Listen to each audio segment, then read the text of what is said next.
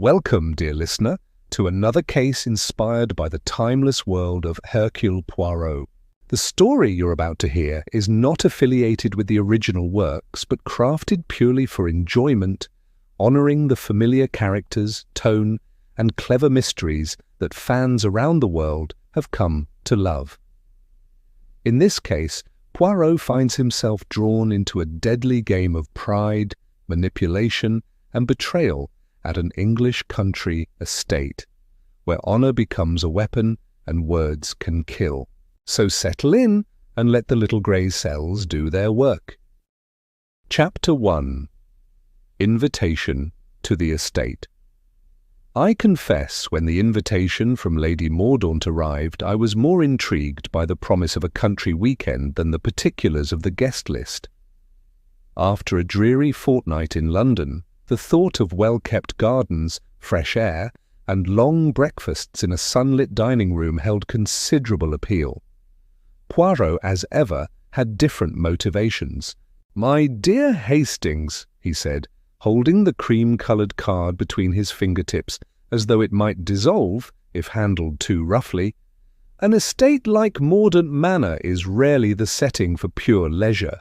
There is always a drama, the English, with their grand houses and their even grander silences, cannot resist a touch of intrigue." "You are letting your imagination run away with you," I said with a laugh. "It is a simple house party. Lady Mordaunt is known for her charity work and social functions." Poirot gave me one of his mild, knowing smiles. "Just so, but we shall see." Our arrival at the estate the following Saturday afternoon was met with all the expected trappings of English country hospitality. The gravel drive crunched beneath the wheels of the car as we pulled up to the ivy-clad facade of Mordaunt Manor. A butler, tall and unsmiling, led us to our rooms with quiet efficiency. The house itself was a mixture of Georgian restraint and Edwardian excess, with dark wood panelling offset by light fabrics and large windows that let in the fading summer sun. The drawing-room that evening was filled with an assembly as varied as it was distinguished: diplomats, literary figures, and a smattering of titled guests mingled with careful ease. Poirot, impeccably dressed as always, took to observing the room with that peculiar blend of detachment and amusement which I had long since learned signalled the engagement of his little grey cells. Sir Julian Mordaunt, our host, stood near the fireplace, his hands clasped behind his back. He was a man of rigid posture and clipped speech, with the air of one accustomed to command. His diplomatic career, though now retired, had left its mark in his studied courtesy, and his occasional glance that suggested calculation behind every word. Across the room, lounging with practised indifference, was Giles Wetherall, the novelist whose biting satires had made him both famous and notorious. His latest book had ruffled feathers in more than one political circle, and I noticed more than a few guests giving him a wide berth. "You see, Hastings," Poirot murmured beside me, as he accepted a glass of sherry from a passing footman. "Already the atmosphere crackles. Observe Sir Julian, how tightly his hands are clenched when he looks at Mr. Wetherall.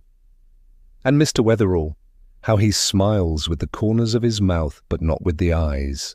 You are making mountains out of molehills," I replied, though I had to admit there was a certain stiffness in the air.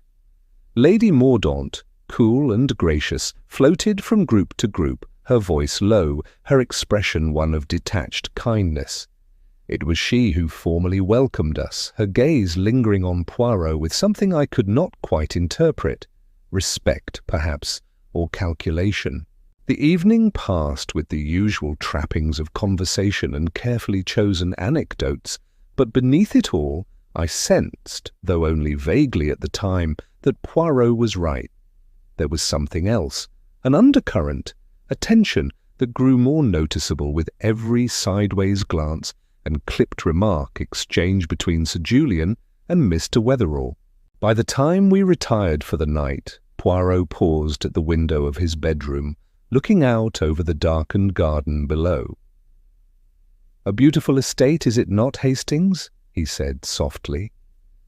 "But beauty, mon ami, often conceals more than it reveals." I left him there, standing by the window, the moonlight tracing the neat line of his moustache as he contemplated whatever puzzle was already forming in his mind. Little did I know then that by dawn that very garden would become the scene of a most peculiar and tragic affair. Chapter 2. A War of Words. Dinner that evening was served with all the ceremony one might expect from an old English estate.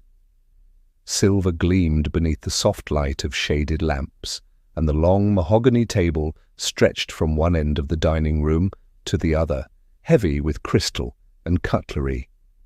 A small orchestra played discreetly in the adjoining room, providing a lilting accompaniment to the clink of glass and the low murmur of conversation.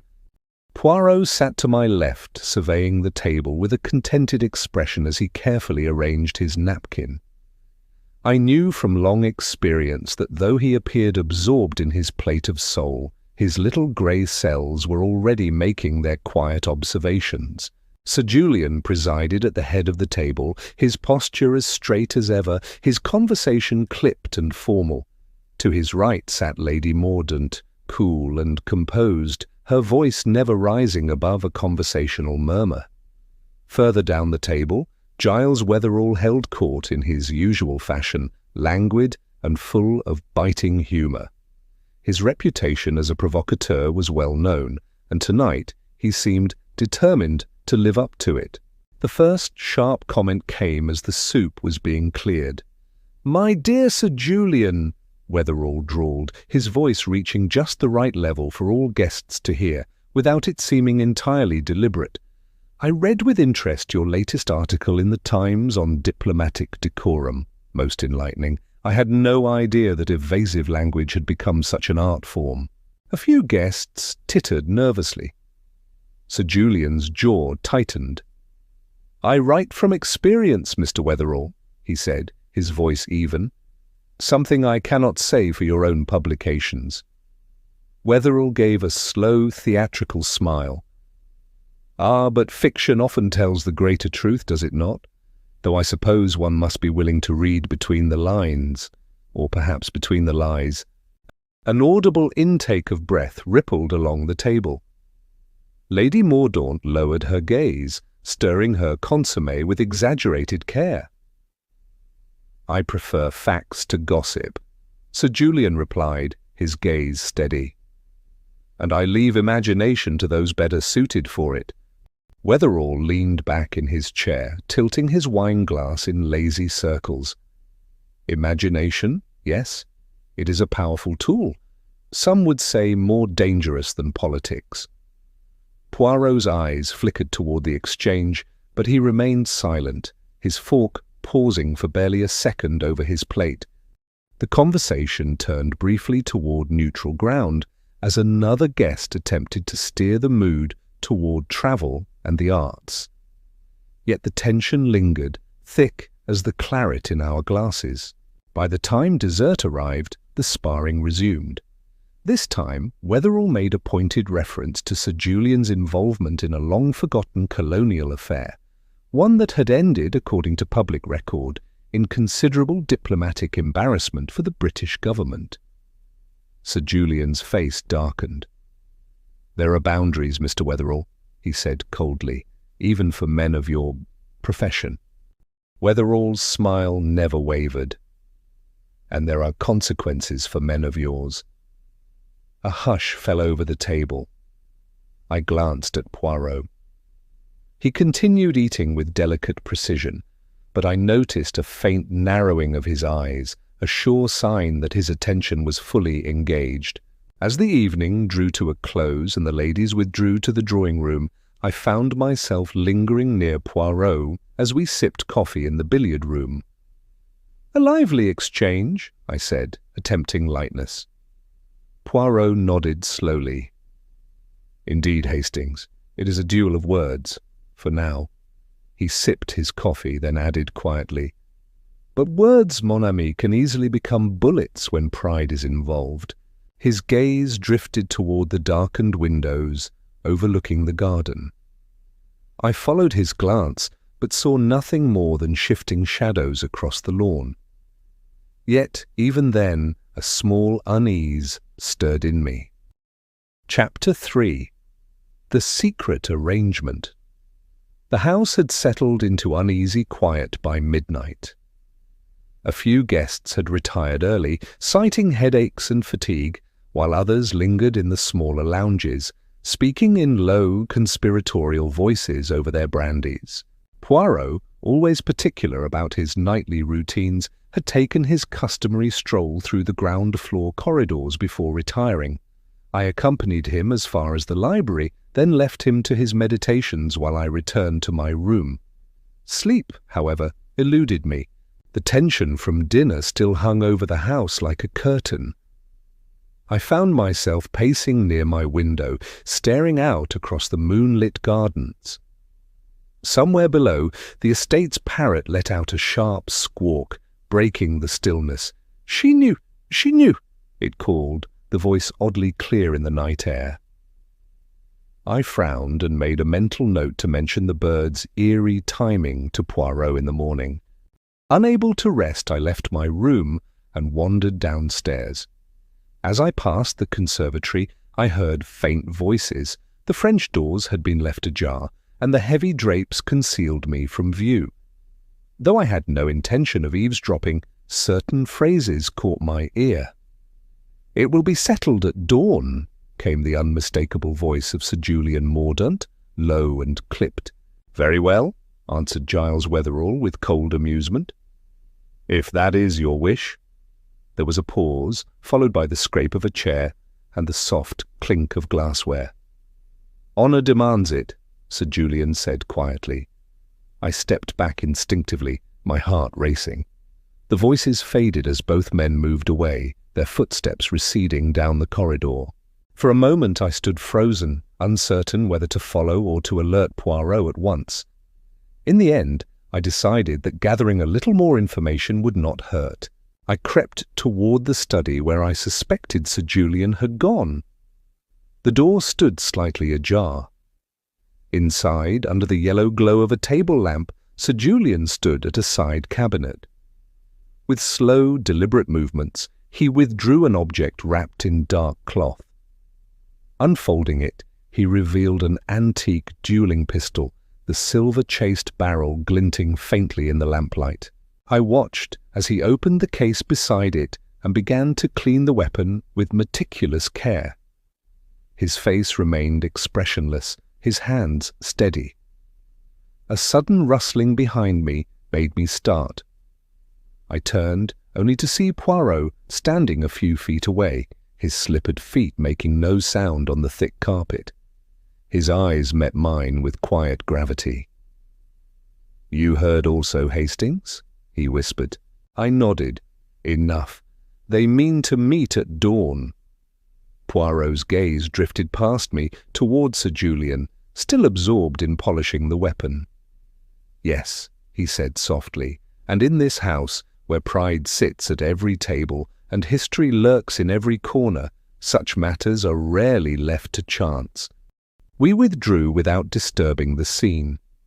Back in the corridor, Poirot paused by the birdcage that housed Sir Julian's parrot. The creature blinked at him, shifting on its perch.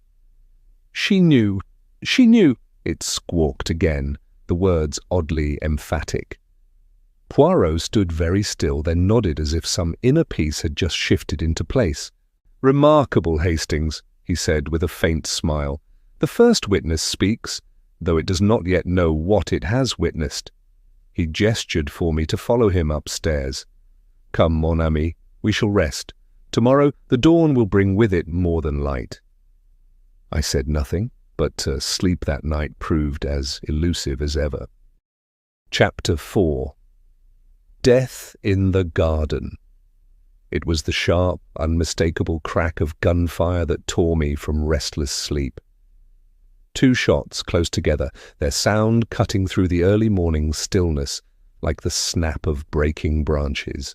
I was on my feet in an instant, fumbling for my dressing gown as I flung open the window. Below, the garden lay bathed in a pale grey mist, the grass glistening with dew. Several figures were already moving, footmen in their shirt-sleeves, a maid hurrying across the gravel path, one hand pressed to her mouth. I ran into the corridor, nearly colliding with Poirot, who emerged from his room with surprising swiftness, already fully dressed as though he had anticipated such an event. "We must go, Hastings," he said sharply, smoothing the front of his waistcoat. "Quickly." We made our way down the main staircase and out through the French doors that led onto the terrace. The garden, usually so picturesque in the early light, now presented a scene of grim disorder. There, on the damp grass of the formal lawn, lay two bodies. Sir Julian Mordaunt, dressed in his dressing gown and slippers, lay on his side, one arm outstretched, the fingers curled tightly around the handle of an antique pistol. Giles Wetherall lay several feet away, sprawled near the edge of the rose beds, his silk robe stained dark across the chest. His own pistol lay near his open hand, the barrel pointing uselessly toward the sky. A small cluster of guests stood nearby, their faces pale and shocked. Lady Mordaunt, her features ashen, was supported by Celia the housemaid, her gaze fixed on her husband's still form. The parrot's cage, covered for the night, stood ominously silent on the veranda, its occupant, for once, subdued. Poirot moved forward, crouching beside Sir Julian's body with great care. His fingers hovered near the pistol, but did not touch. "Do not disturb them, if you please," he said, quietly, to a constable who had just arrived from the nearby village. "Let us leave everything as it is until Inspector Japp arrives." The constable nodded and stepped back respectfully. I bent toward Poirot. "What do you make of it?" I asked, in a low voice. Poirot's eyes roved over the scene with professional detachment. "Two dead men, two pistols, and two spent cartridges. Very symmetrical, is it not, Hastings?" He straightened, turning his gaze toward the faint footprints that led away from each body and then disappeared into the trampled grass. "Mutual destruction?" I ventured. "Perhaps." Poirot's expression remained unreadable. "Or perhaps something more elaborate?" Within the hour, Inspector Japp arrived, rumpled from the early summons, but brisk as ever. "Well, this is a fine mess," he said, adjusting his hat as he surveyed the bodies. "Looks straightforward enough, though. A foolish duel. Hot tempers, bad blood, and a lack of common sense." Poirot's moustaches twitched. "You think so, my friend?" Japp shrugged. "Two enemies, both armed, both dead. What else would you call it?" Poirot gave a faint smile but said nothing. I noticed him glance toward the covered birdcage, and I could not help but feel a strange unease. Somehow I doubted very much that Poirot would accept the obvious explanation, and from the look in his eye, I suspected that the morning's tragedy was only the beginning of what would become a most curious investigation. Chapter 5. The Widow and the Valet. By late morning, the garden had been cordoned off, and the guests were confined to the house. The mood within Mordaunt Manor was heavy with speculation, whispered theories weaving through drawing rooms and along corridors like low-hanging mist. Poirot, after making his customary rounds of the scene, requested that Lady Mordaunt receive him in the blue sitting-room. I accompanied him, curious to observe her demeanour under such circumstances. She sat by the window, perfectly composed, her pale face untouched by tears. A lace handkerchief lay folded on her lap, seemingly untouched. There was something chilling about her stillness, as though she had rehearsed this role in advance. "Madame," Poirot began with quiet courtesy, "I will not trouble you long. But there are certain questions which must be asked." Her gaze did not waver. "Of course, Monsieur Poirot. I would expect nothing less." Poirot inclined his head. "You insist that your husband would never take a life?" A slight lift of her chin. "Absolutely not. Julian was many things, proud, difficult at times, but he was not a killer, especially not in cold blood." "Yet," Poirot said gently. "He agreed to meet Mr. Wetherall at dawn, armed and prepared." She allowed herself the faintest smile, though it did not reach her eyes. "That was pride, Monsieur Poirot. Pride and foolishness. I had no part in their quarrel, though I begged Julian to let it go." Poirot's eyes narrowed slightly. "You were aware of their arrangement?" "I suspected," she said. The tone between them had worsened in recent days. "I heard them late last night. Raised voices, words like honour and settle it. I am not deaf, Monsieur Poirot." He nodded slowly. "And you did not intervene?" Her lips pressed together. "Julian would not have tolerated interference. You did not know him as I did." Poirot thanked her with a small bow and rose to leave. "Merci, Lady Mordaunt. You have been most helpful." As we stepped back into the corridor, Poirot's expression grew thoughtful. "She plays her part very well, does she not, Hastings?" "You think she is lying?" I asked, in a low voice. "I think she is telling the truth," he said. "But not necessarily all of it." Before I could question him further, one of the footmen approached with a message. Wetherall's valet, a thin, nervous young man named Lester, was waiting in the morning room at Poirot's request. We found him there, fidgeting with the buttons on his worn waistcoat, his eyes darting from Poirot to the door as though weighing the best means of escape. "Sit down, mon ami," Poirot said smoothly, gesturing to a chair. "You have nothing to fear if you speak the truth." Lester swallowed hard and sat. "I have told the inspector all I know, sir." "Indeed," Poirot said mildly. "Yet the inspector tells me your account of the evening is, how shall we say, inconsistent." Lester's fingers twisted together on his lap. I was in my room after 10. I heard nothing until the shots this morning." Poirot tilted his head. "And yet the housemaid reports seeing you near the back staircase just after midnight." The valet's complexion paled visibly. I only stepped out for a moment, sir, for air." "For air?" Poirot repeated gently. Lester nodded too quickly. "Yes, sir. I get restless at night sometimes." Poirot's gaze remained steady. "And did Mr. Wetherall retire early?" "Yes, sir. Went to his room shortly after dinner. Locked the door, as always." "Curious," Poirot murmured. "Given that Mr. Wetherall was seen shortly before midnight speaking in the conservatory." Lester's eyes widened. I don't know anything about that." Poirot gave him a small, almost indulgent smile. "Perhaps not. But I think, mon ami, that you know more than you admit, and before long I shall know it too." With that, Poirot rose, smoothing his jacket with fastidious care. As we left the valet stammering behind us, I could not help but remark, "You were rather hard on him, Poirot." Poirot shook his head. "Non, Hastings, I merely opened the door. He will choose soon enough whether to step through it with the truth or remain trapped in lies." His eyes grew distant for a moment, and I could almost see the little grey cells whirring in silent, relentless motion. Chapter 6. Powder and Ballistics. The morning passed in a blur of police activity. Japp, now fully in charge, had his men examining the grounds, while Poirot, with his customary air of quiet command, turned his attention to the 2 pistols. We found ourselves in the study, the pistols carefully laid out on a green baize cloth atop Sir Julian's writing desk. The butler had brought in a small tray of coffee, which Poirot barely touched, his attention wholly focused on the 2 antique weapons.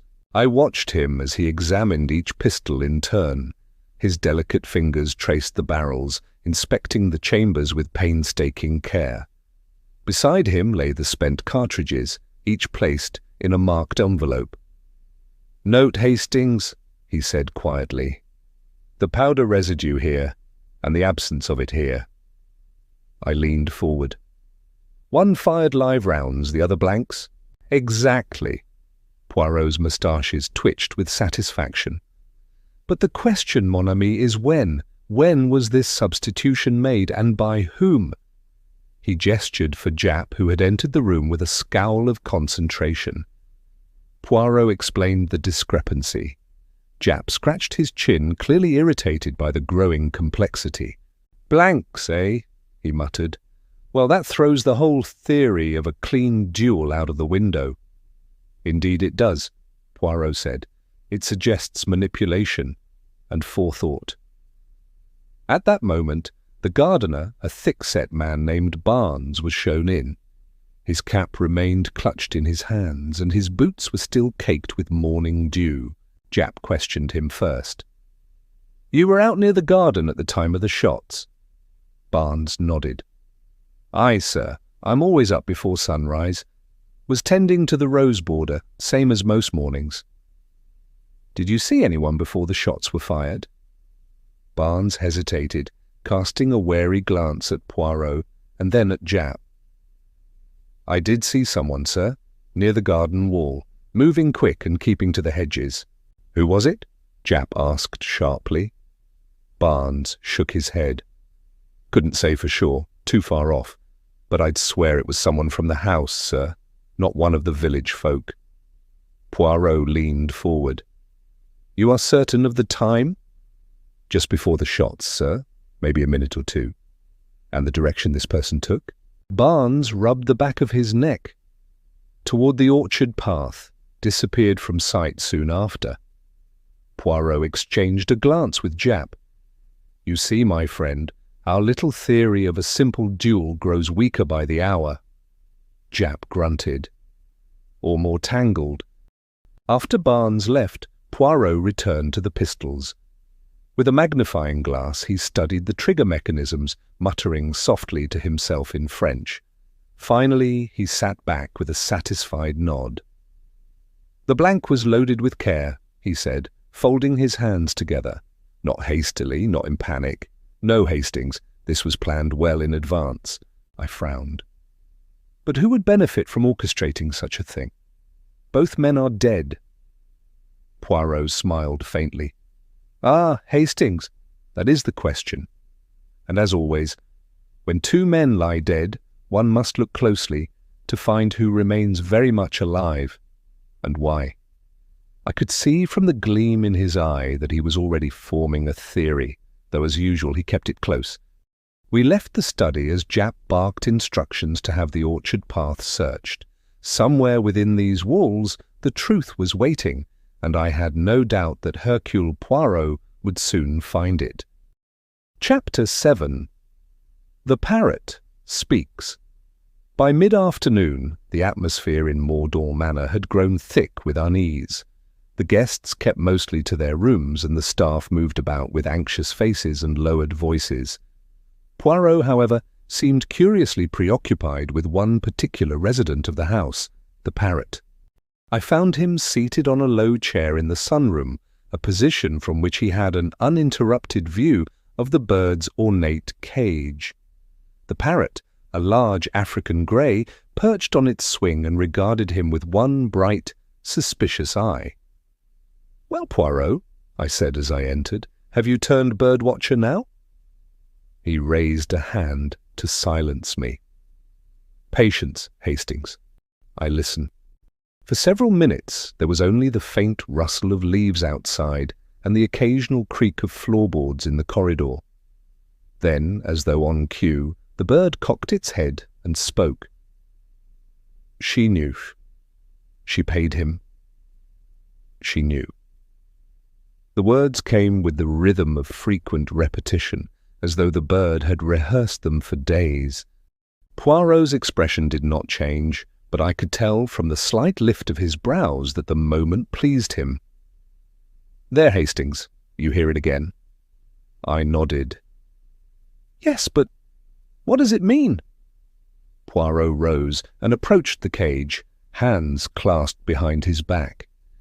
He addressed the bird with gentle gravity. "My little one," he said, "you are the sole witness to a crime, perhaps even two, but alas, your testimony is, how shall we say, limited." The parrot blinked at him, then bobbed its head. Poirot turned to me. "Parrots, Hastings, are creatures of habit. They repeat what they hear most often, but seldom from random strangers. No, these phrases were heard many times in this house." I frowned. "You mean the bird picked this up from someone here?" "Precisely." Poirot's eyes narrowed. "Consider the significance. She knew.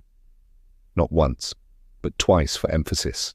And more intriguingly, she paid him." I sat down, thinking hard. "So, a woman is involved, and a payment was made, but to whom?" Poirot smiled faintly. "Ah, that is the mystery." At that moment, Lady Mordaunt appeared in the doorway, her composure still perfectly intact. She paused upon seeing us. "Monsieur Poirot," she said, her voice cool, "I trust you are not suggesting that the household parrot holds the key to my husband's death." "Madame," Poirot said smoothly, "one must never dismiss any source of information, no matter how unlikely." She gave a tight smile and withdrew without further comment. Poirot waited until she was gone, then turned back to me. "You see, Hastings," he said softly, "in murder the details matter. Even the smallest voice can speak the loudest truth." We sat there a few minutes longer as the parrot resumed its chant. She knew. She paid him. She knew. Poirot gave a small, satisfied nod. "I begin to see the shape of things," he murmured. "Yes, the shape is becoming quite clear." Chapter 8. Secrets in the Study. It was just after tea when Poirot requested that Sir Julian's study be opened for his inspection. The room had remained untouched since the morning's events, as per Japp's instructions, though I noticed the staff seemed reluctant to enter it. There was something heavy in the air, as though the room itself bore witness to unspoken things. Poirot stood just inside the doorway for a long moment, surveying the space with narrowed eyes. The dark mahogany desk stood precisely in the centre, papers scattered across its surface. The heavy curtains were half drawn, casting slatted shadows over the carpet. He crossed the room with his usual delicacy, pausing before the desk. "You see, Hastings," he said softly, "in such places the mind of the deceased lingers, if one knows where to look." I watched as he carefully examined the drawers, opening each with fastidious care.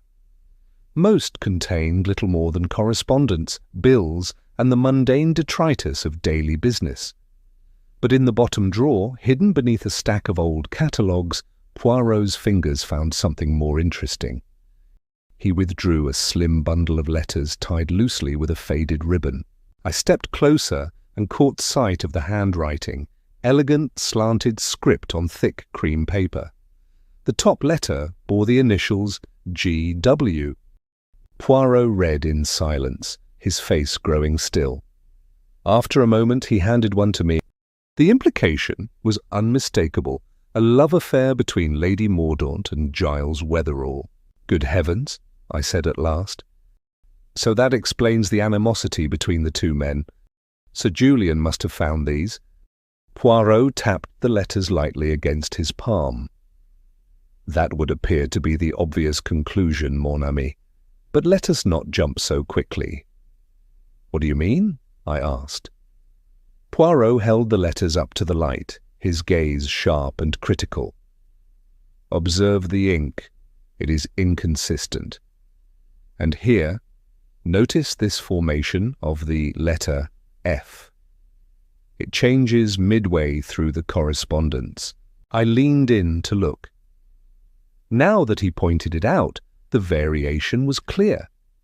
Some lines were written with a steady, flowing hand, Others appeared strained, as though written by someone mimicking the style. "Forged?" I asked in astonishment. Poirot nodded slowly. "Yes, I believe so, and badly forged at that. Whoever produced these letters did so with haste, though they were clever enough to use good paper and disguise the differences at a casual glance." I felt a wave of confusion. But why? To make Sir Julian believe there was an affair? To push him into challenging Wetherall? Exactly. Poirot's eyes gleamed. "Consider the picture that begins to form, Hastings. Two men with a long-standing quarrel brought at last to a breaking point, a series of carefully planted letters, the whispered hints, the loaded pistols, one with blanks, the other with live ammunition." I stared at him. "You think the duel was engineered?" Poirot gave a small, satisfied smile. "Ah, mon ami, not only engineered, but orchestrated by a mind both subtle and ruthless." He returned the letters to their place and closed the drawer. "There is one more thing," he added, gesturing for me to follow. "We must now consider who had access to this room, and who stood to gain the most from both men lying dead." As we stepped back into the hall, I could feel the tension rising within the house. Somewhere behind one of these closed doors, the true murderer waited, confident that their deception remained undiscovered. But I knew that Hercule Poirot was getting closer with every step. Chapter 9. The Truth About the Valet. It was sheer chance that led me to the discovery. Or perhaps, as Poirot often says, chance is merely the unseen hand of method guiding the inattentive observer. I had gone in search of a misplaced notebook, something I had left behind during our earlier interviews, and found myself passing by the small sitting room where Japp had stationed Lester, Wetherall's valet. The young man sat nervously on the edge of an armchair, his gaze darting toward the door, each time a shadow passed in the corridor. There was something about his jittery manner that struck me afresh. On an impulse, I paused. "Feeling restless, Lester?" I asked, stepping into the room. He jumped, nearly upsetting a side table. "No, sir, just waiting." I studied him more closely. His collar was frayed, his shoes poorly polished, but there was one detail that caught my eye. His watch chain. It glinted brighter than I would have expected, the links thick and new-looking. I nodded toward it. "That's a fine piece," I remarked casually. Lester flushed. A gift, sir?" "Indeed, an expensive one by the look of it." He shifted in his seat. It was nothing." "Bought it yourself, I expect?" I pressed. There was the briefest pause before he nodded too quickly. "Yes, sir."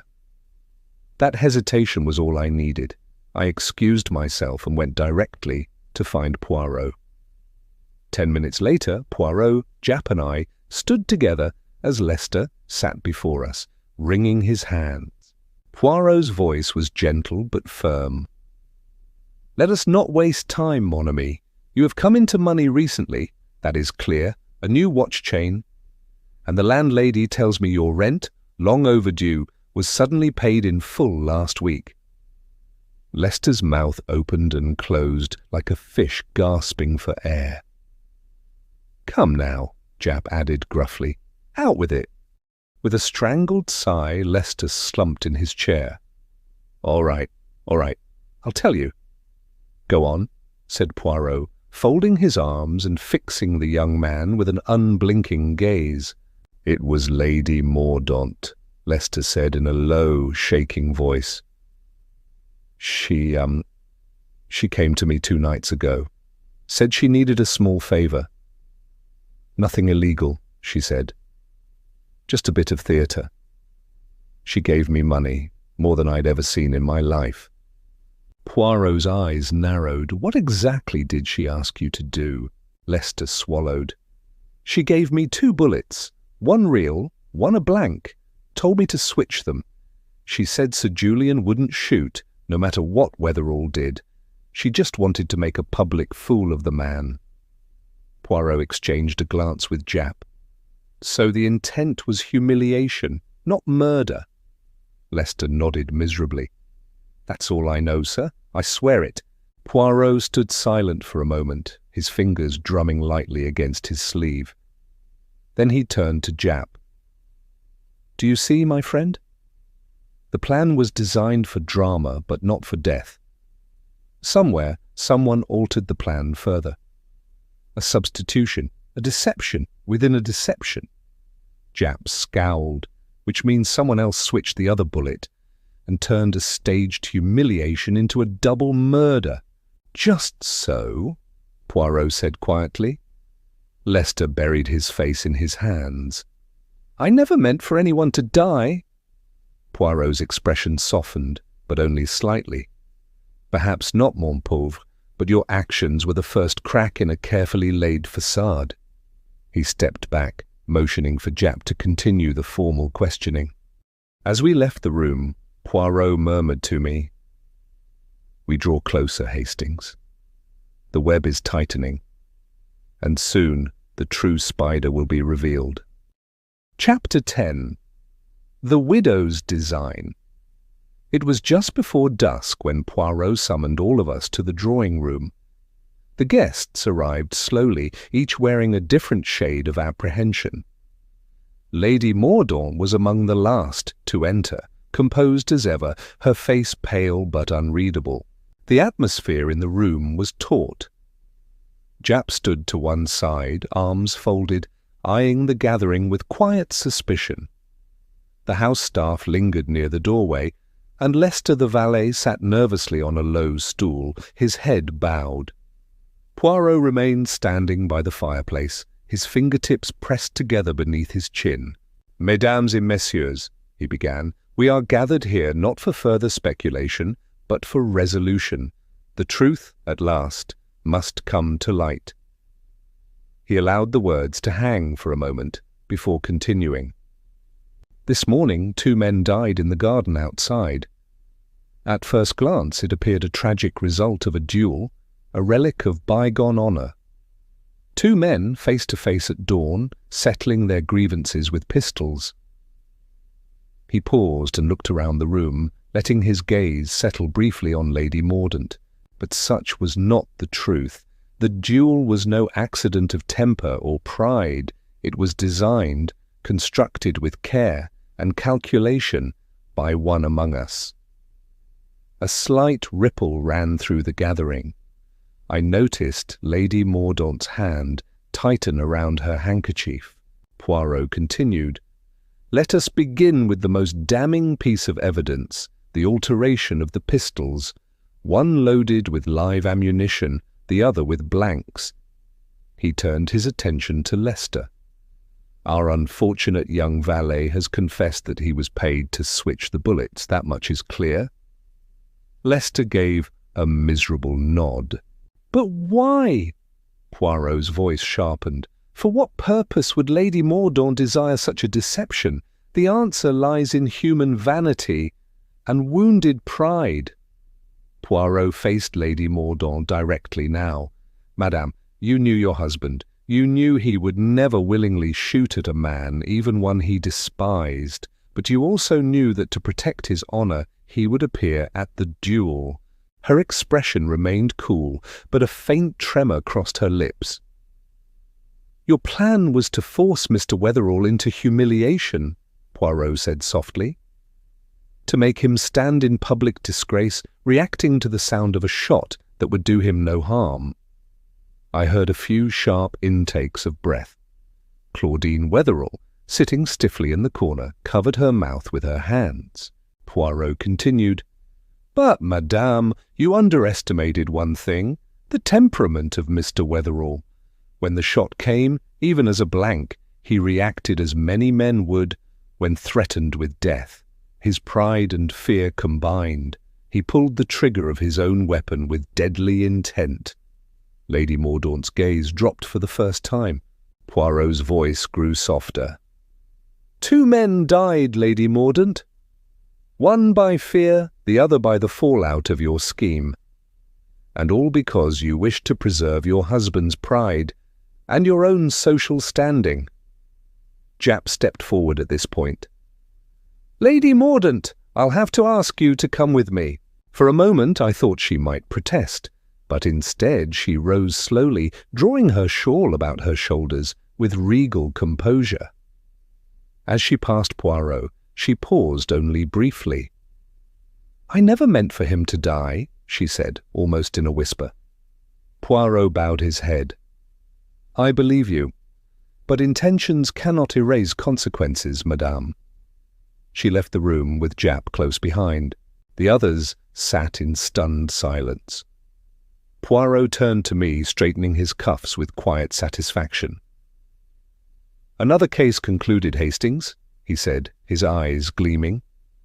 "And a timely reminder that when one plays with human emotions, the results are seldom as predictable as one imagines." I nodded, still reeling from the swift unravelling of events. And as the last rays of sunlight slipped across the polished floor, I realized once again that nothing, not even a duel at dawn, could withstand the order and logic of Hercule Poirot. Chapter 11. The Little Grey Cell's Rest. By the time Lady Mordaunt was driven away in Japp's car, a peculiar quiet had settled over Mordaunt Manor. The remaining guests wandered about with uncertain steps, speaking in low voices or not at all. Even the usually sharp-tongued Claudine Wetherall kept to her room. Poirot, however, appeared entirely at ease. That evening I found him in the sunroom, seated comfortably by the parrot's cage, a small dish of sunflower seeds in hand. "You spoil that bird, Poirot," I remarked, lowering myself into the chair opposite. He smiled faintly and tilted his head toward the cage. "And why not, mon ami? The little one has played its part most admirably." The parrot, as if sensing the praise, ruffled its feathers and tilted its head in that oddly knowing way of its kind. With a sharp squawk, it repeated, "She knew. She paid him. She knew." I could not help but laugh, though the sound felt strange after the past day's grim events. "Remarkable," I said. "In the end, it seems words, whether from man or bird, reveal more than the most willing of human witnesses." Poirot nodded approvingly.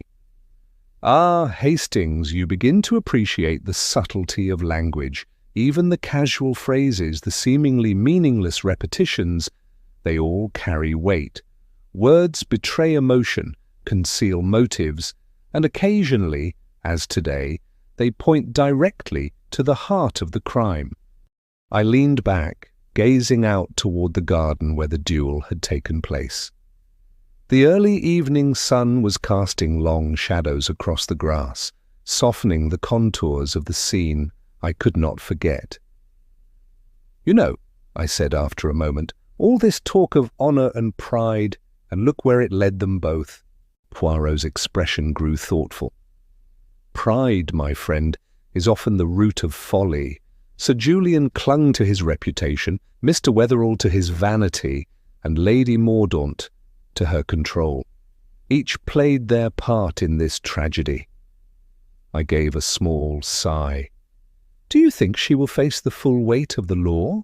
Poirot's brows lifted slightly. "That, Hastings, is for the courts to decide. My task was only to uncover the truth." For a few moments we sat in companionable silence. Poirot reached into the dish and offered the parrot another seed. "Justice, mon ami," he said softly, "has its own rhythm. Slow, but inevitable."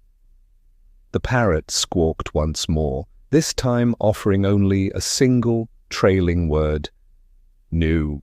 Poirot smiled to himself, then closed his eyes for a brief, restful moment. And so, with the mystery solved and the house returning slowly to calm, the little grey cells, as he often called them, finally took their well-deserved rest. And so, with the mystery laid bare and justice set in motion, Hercule Poirot reminds us that pride, vanity, and hidden schemes will always unravel before the power of truth. Thank you for joining us on this fan-created journey into the world of Poirot. This story was written for entertainment and as a heartfelt homage to Agatha Christie's original works. It is not affiliated with or endorsed by the original publishers or estate. If you enjoyed this case, consider exploring more Poirot-inspired mysteries here on the channel. Until next time, may your observations stay sharp and your little grey cells ever alert.